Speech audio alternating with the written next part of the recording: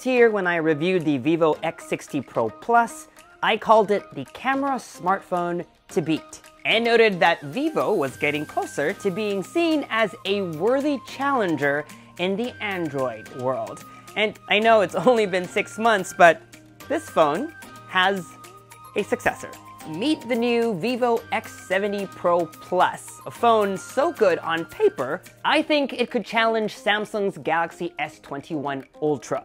But does it? And what about its cameras? Still top of the lot? Hi, I'm Michael Josh, your gadget matchmaker, helping you find the right device to match your needs. This is our vivo X70 Pro Plus review. I would normally give you an unboxing, but our box already came opened. But let me show you what's inside. Here are the essentials. You get the phone, of course, a pretty cool looking black faux leather case, a charger, USB-C cable, USB-C headphones, and a USB-C to headphone jack adapter. Now, before we dive into the good stuff, let's talk about the design a bit. While I have appreciated some of the experiments Vivo has taken in the past, including the use of faux leather for the back of the X60 Pro Plus, I was never a fan of its squarish, sharp-angled camera bump. It just stuck out like a sore thumb and never seemed to go well with the rest of the design. This year, the camera bump on the X70 Pro Plus is larger than ever, but it all seems to go together. The addition of curves around the module softened the offensiveness of this large bump. On top of that, to further balance out the size of the module, Vivo's filled in the remaining top half with a mirror-like piece, which Vivo calls a ceramic window. It doesn't serve any practical purpose. For example, you can't take a selfie using the main cameras using the mirror as some sort of viewfinder. Not that you can't take selfies this way, because I did. And who cares? It's a nice design touch. The finish too is great. There's a matte coating on top of the glass which is resistant to fingerprints. It's soft but not slippery. And when hit by the sun, it explodes with shimmery glitter. I like how Vivo has taken a black phone and somehow make it not boring. One more thing, having had to film a black iPhone recently, I'm glad that it's not a magnet for smudges and lint. The X70 Pro Plus is a large phone, bigger than last year, about the size of the Galaxy S21 Ultra, but not as wide. Its 6.7-inch display curves on both sides, similar to what Samsung phones used to look like before they settled on gentler curves, which I much prefer. It's been covered many times, so I won't beleaguer the point. So while the phone is curved on both sides and that makes the phone feel thinner than it actually is, a pro of this design, the big con is unnecessary taps, or your display locking up because the phone thinks you're touching somewhere else because of how you're holding it. All of this notwithstanding, it's a great display, one of the most high-tech that you can get on a phone today. Definitely enough to make any spec-obsessed Android nerd happy. And I say that with love because if you're one of those users, then this phone was designed with you in mind. Like many brands that have come before, Huawei with Leica, OnePlus with Hasselblad, Vivo recently partnered with lens manufacturer Zeiss in an effort to level up its reputation as a bona fide smartphone camera champ. And while the journalist in me is somewhat cynical of these co-branded partnerships as more of an excuse to be able to plaster another brand's logo on your phones, my experience using the X70 Pro Plus makes me a believer. I'll do a camera deep dive in a bit, but first, Zeiss claims that one of the areas they've partnered in has to do with Zeiss T-Star coating. This time around, all of the phone's cameras have that T-Star coating, not just the wide lens, and Zeiss says they've had to customize or create a custom recipe for each one to optimize for what each of these cameras is intended to do. That coating helps reduce glare, ghosting, and imaging artifacts, and I can vouch for its efficacy. Take a look at this example I shot at the Barclays Center. See how the X70 Pro Plus's camera managed all that glare? Now, compare it to the iPhone 13 Pro Max. Notorious for glares, but the difference here is insane. Alright, now let's talk cameras and see some examples. The X70 Pro Plus has a 50 megapixel wide camera, a 48 megapixel ultra wide angle camera with a 114-degree field of view with gimbal stabilization, a 12 megapixel telephoto camera with 2x optical zoom, and an additional periscope camera with 5x optical zoom. How do these cameras perform? Here, take a look.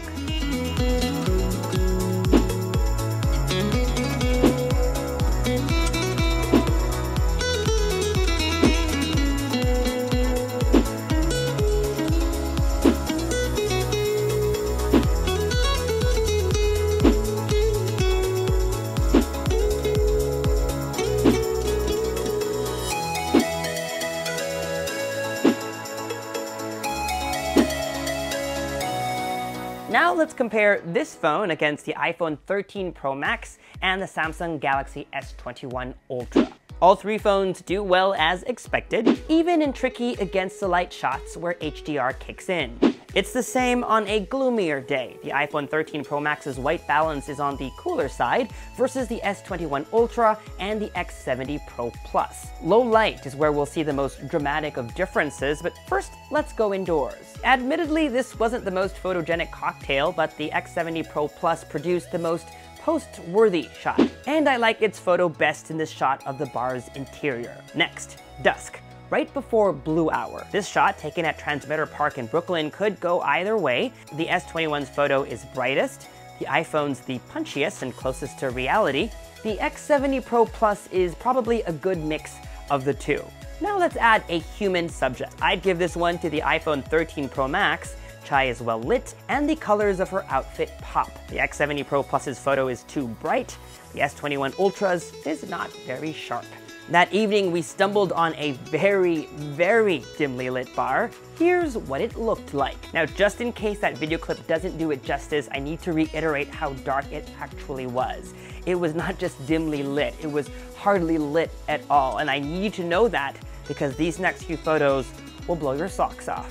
Truly, the X70 Pro Plus is a low-light master. Chai looks stunning. The room looks bright. I couldn't even see this with my naked eye. Now, let's see how the rest did. The S21 Ultra managed to capture all the colors too, but at the cost of noise. And when a face is involved, it's not very flattering. The 13 Pro Max does a good job too. It's more moody, not as bright, but I'd say probably the photo I'd post because the X70 Pro Plus's photo is so good, it kind of takes away from the point of the photo, which was to capture the moment. That said, this is such a great example of how good of a low light shooter this phone is. Last shot at this bar without a human subject. When it comes to color balance, the iPhone is confused. The drink was a pina colada smoothie and it was white. Notice the X70 Pro Plus captured the condensation on the glass. And now let's zoom in on the upper right-hand corner. While color accurate, notice how noisy the S21 Ultra shot actually is. You all good? Crazy, no? While comparing, one last thing I want to show you. Thanks to its T-Star coating, notice these two shots taken in two different subway stations. See the fluorescent lights aren't as blown out on the X70 Pro Plus's photos? The other more gimmicky side of the Zeiss partnership are Zeiss-branded portrait effects. You can find it under Styles in portrait mode. 4 styles come with the Zeiss logo, Biotar, Sonar, Planar, and Distagon. All refer to a signature style of bokeh that is achieved using a specific type of lens. For example, the bokeh effect from a Biotar lens looks like a bokeh swirling in a circular pattern around a subject, while Planar has distinct, almost oblong-shaped beads of bokeh. While cool, I just want to say the phone doesn't do a good job with cutouts. At first, I thought it was just the busy background, but I took more samples and the results were the same.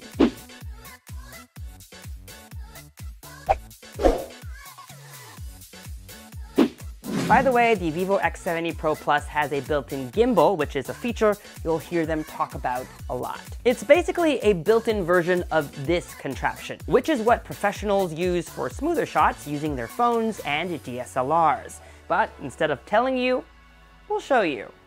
Roll clip.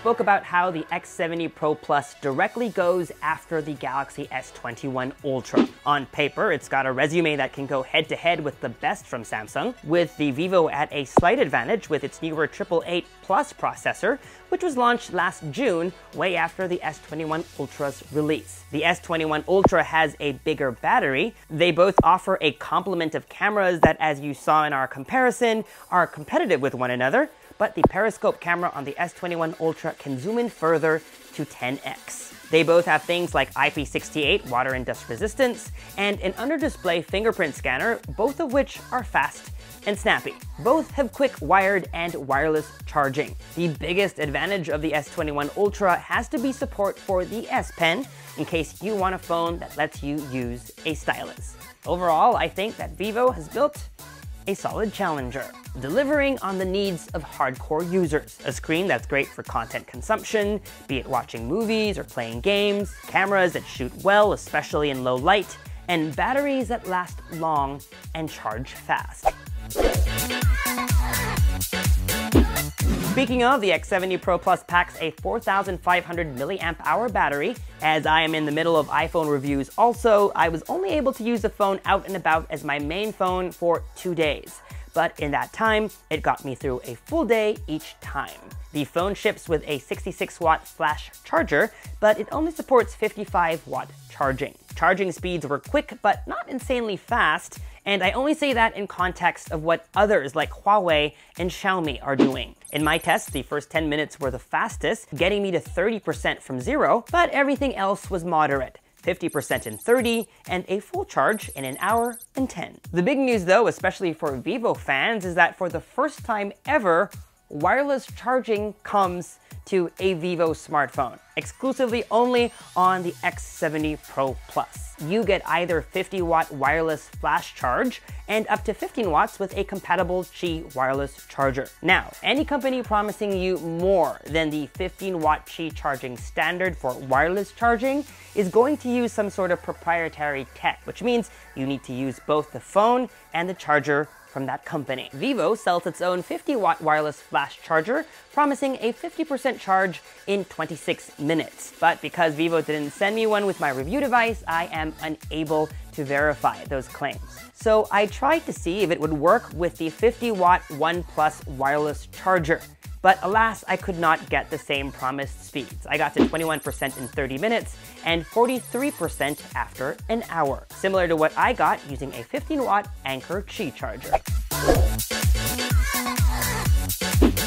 The X70 Pro Plus runs Android 11 out of the box with a skin on top called FunTouch OS. Apart from the quick settings panel, which kind of looks clunky, for the most part, it looks just like the Pixel launcher, with Google Newsfeed when you swipe to the right, and an app drawer when you swipe up. It also comes with some nifty customizations, like Quick Action, for example, lets you assign a shortcut to the volume down button, so when you press twice, you can launch the camera or the flashlight, or have it launch an app. I also think they have the best implementation of split screen on Android. You just swipe up with 3 fingers, and the other half will show you the app drawer from which you can launch a second app. The vivo X70 Pro Plus launched in India earlier this week with a price tag of just under 80,000 Indian rupees, which converts to about $1,080 US. Earlier in September, it also launched in China, retailing for just under 6,000 yuan, with 2 extra colors to choose from, which also happen to be GadgetMatch colors, orange and blue. The company has yet to announce which other markets will also get the phone, but it's safe to assume that it will slowly make its way to other Vivo territories in the coming months.